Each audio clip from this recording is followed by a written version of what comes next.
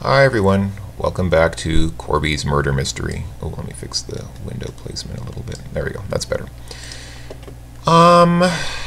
It looks like we're out of people. Brent is dead, obviously. Chris died, Jessica died, Joe died, Jay died, Megan, Mel, Ryan. Wait, no, Ryan didn't die. Ryan's the one left alive. Stacy died, Steph died. That's it. So Ryan is the last one left alive. He must be the murderer, but interesting. Where is Ryan anyway? Let's see if we can find him.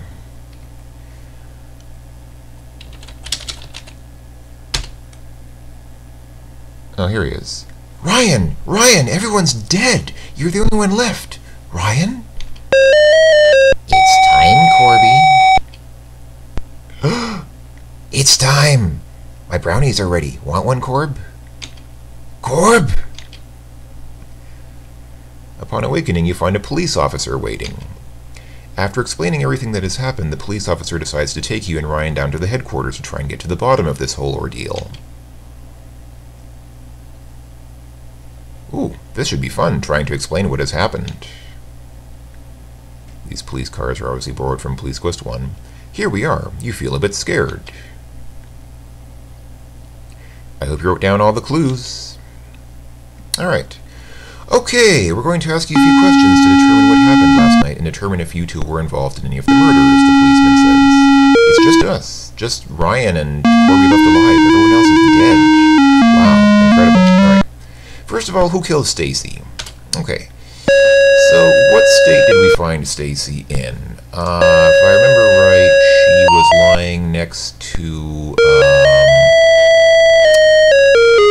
she was lying next to a pencil, wasn't she? Yeah, yeah. When we found her, she was next to a pencil, next to a pencil on the ground. Who had a pencil? Wasn't it Steph, who was the artist who liked drawing a lot? Why would Steph want to kill Stacy? Maybe because she got tired of being called Squirt Ball.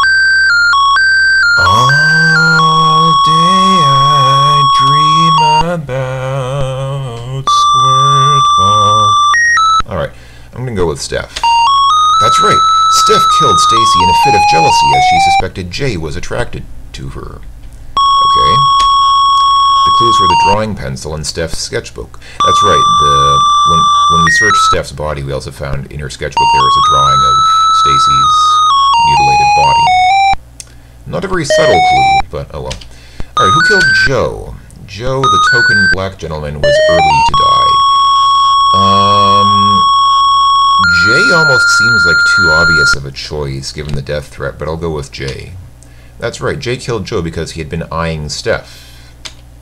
The clues were the crumbs and the death threat. Okay, pretty obvious. Not a lot of detective work involved there. In fact, it almost seemed like the death threat was a ruse, like it was too obvious and it was something to throw you off. But no, it actually was exactly what it appeared to be. Who killed Steph? Let's see. So we found Steph. We found Steph in the well. She was the one in the well. Ooh, the red hair. Yeah, we found the red hair. That must be the clue. Who had the red hair? That was Mel, wasn't it? Yeah, Mel.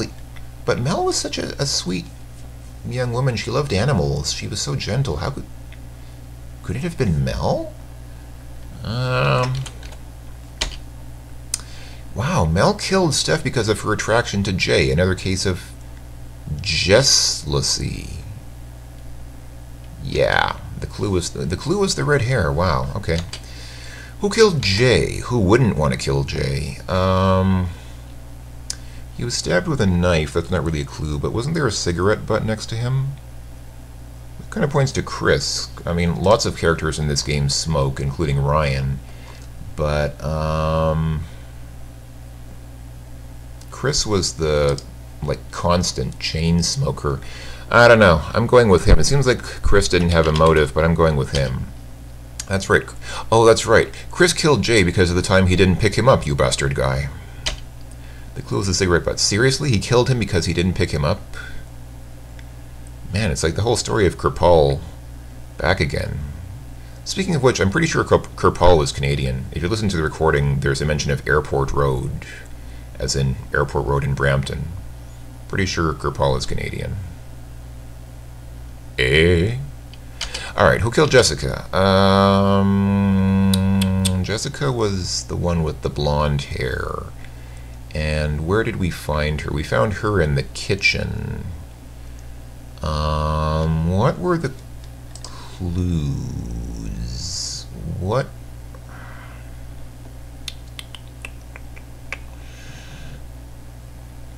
state did we find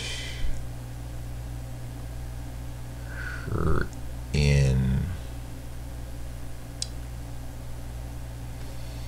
There was a note, and the note was addressed to Mel, if I remember right, but it didn't say who she was afraid of. Didn't Chris say that? I want to say Chris. We already fingered Chris for Jay's death, though. Could Chris have killed two people? That's right. Chris... Yeah, Jessica had left Chris for another guy in high school? Man, talk about keeping a grudge. The clue was the note. Yeah, but the note didn't say who it was. Alright, whatever. Speaking of Chris, who killed him? Well, we're running out of people. How did we find Chris? He was found with a bottle of alcohol, an empty bottle of alcohol next to him. Well, that almost seems too obvious, but... That's right. Brent killed Chris in a drunken blur. That's why Brent had a list of people to kill. He just sort of drew up a list and said, I'm going to kill these people, and then just in a drunken rage just forgot everything that he was doing and killed Chris, completely unpremeditated. Alright, the clues are the empty liquor bottle and the list of names. Yeah, I mean, he had a list, so it wasn't, well... Alright, whatever. Who killed Mel?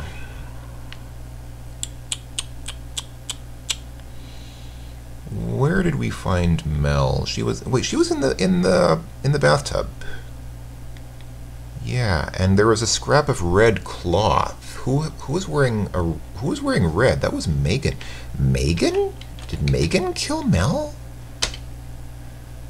Megan killed Mel because she found her to be annoying and a goodie. Seriously, is this a okay, whatever. Adventure game logic. Piece of red cloth. Now, who killed Megan? Mel? That would be ironic if they killed each other. Probably not, though. Megan also had a shot glass next to her. Did Brent kill her as well? That's right, Brent killed Megan because she did not return his affections. Come on. The clues were the shot glass, the piece of paper, and the list of names. That's right, Megan was also on his list of people to kill that was completely unpremeditated, then he just kind of drew up as a joke, I'm sure. And finally, who killed Brent? Now, at this point in time, you might be thinking, well, Ryan was the last one standing. I mean, obviously it wasn't us, so that leaves either the dog or the cat, or Ryan. This one's a little bit tricky because it's really not that far-fetched, and I actually figured this one out. This was actually my first guess, so it's not like it's that great a leap. But if you're just going by who was left standing, you might think it was Ryan. But no, Brent, the correct answer is Brent. Who killed Brent? Brent did it himself, because he fell down the stairs. Brent, in a drunken stupor, fell to his own death. Indeed, there was no evidence to convict Ryan. So Ryan didn't kill anyone. And I think most of the other people not only were killed, but in fact were killers. Well, Stacy was not a killer. Neither was Joe. Steph was. Jay was. Jessica was not. Chris was. Mel was. Megan was. And Brent was. Okay, anyway. Good job. We have enough information and evidence to let you two go. Sorry you had to experience such a thing. This, by the way, was very obviously the coroner's inquisition from the Dagger of Amon-Ra, yet another gameplay mechanism borrowed from the Laura Bow games. I mean, who didn't see this coming? Anyway. Alright, we got the maximum score. Awesome. You are so glad that's all over. Now it's time to relax. And by the way, yes, it is possible to to get less than full points in this game if you don't get, for example, the wad of cash or stuff like that. You know, most of the things that you have to do in the game or that get points in the game are necessary, but there are a handful of things that you can do that you can not do that get you points. So it is possible to finish with less than the maximum score. Time for a relaxing coffee to take your mind off all those murders. Well, all's well that ends well. It's a shame all your friends are now dead. Oh well, at least you have one friend left. Too bad we got stuck with the weirdo for a friend, but... Okay. Thank you for playing the game. Stay tuned for the credits.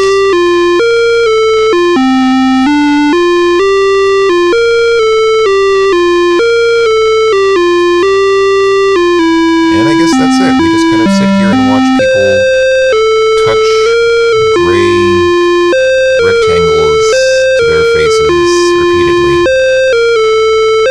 Because that's what people do for fun. They take gray things and just kind of... Yeah. I do find it interesting that... Well, it's gone now, but if you noticed, all the men in the coffee shop appear to be drawn with noses and the women without. Also, pay attention to the credits. Notice that everything was done by Corby Lacroix. Programming, graphics, story, everything. Music.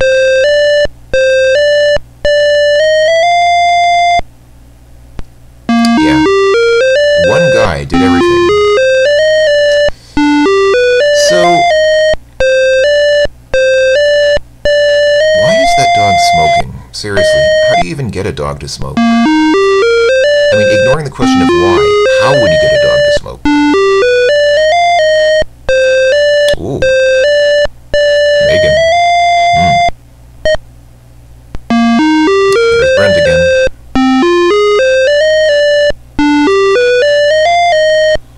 And yeah.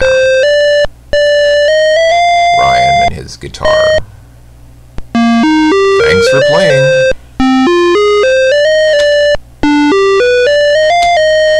That's it. I think you can't actually get out of the screen. You have to actually go to the menu and say quit. Oh, what else did we say about? Corby's Murder Mystery was created by Corby Lacroix in 2002. Okay. I guess that's it. I'll quit. Done. Well, folks, this has been Corby's Murder Mystery. I hope you enjoyed watching it. It was fun to play. So, a little bit of a post-play commentary from me. The one big complaint about the game is fairly obvious. It relies much too heavily on the gameplay mechanic of just walking around, finding everyone, and just talking to them. However, I had the same criticism for the Dagger of Amun-Ra, which I find relies much too heavily on Laura just walking around and asking the same 20 questions from her notebook of everyone she can find. And I mean, there are other things in the game as well, but there's far too much of that. So whatever. I mean, you know, the game doesn't force you to ask all the questions of everyone. All you really have to do is just go to them and talk to them. But it's still kind of a tired mechanic because there's really not much else. The game could have used a little bit more in the way of different kinds of puzzles and events and different things to do. Other than that, I mean, that's, you know, a fairly, you know, serious gameplay flaw. But everything else, I mean, the graphics were pretty good. I mean, you know, for an AGI game, that, you know, I could have believed that it was made by Sierra. The graphics were basically Sierra professional quality in the mid-'80s, although some of them were directly ripped off from some Sierra adventures you might have noticed. The music, well, there wasn't really much in the way of music, but then, you know, Sierra didn't really have a lot of music in their adventure games back in the day either.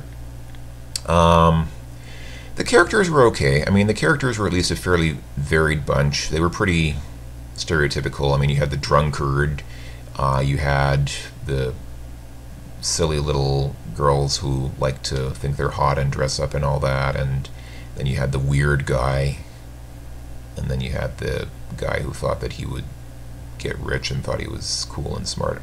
I don't know. The characters were okay. The plot was okay. The game had some interesting surprises. It had a couple of like surprising, funny moments.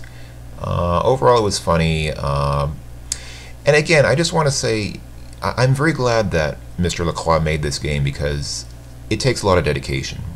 To make a game like this from start to finish and to do everything yourself, do the art yourself, programming, everything, it's a lot of work. Many times I've tried to make my own adventure game and just gave it up because it was just too much. I suck at drawing anyway. Well, thank you very much, Corby Lacroix, for making Corby's murder mystery. I'm out of time, but I hope you've enjoyed watching, folks. I will see you all later. Goodbye for now.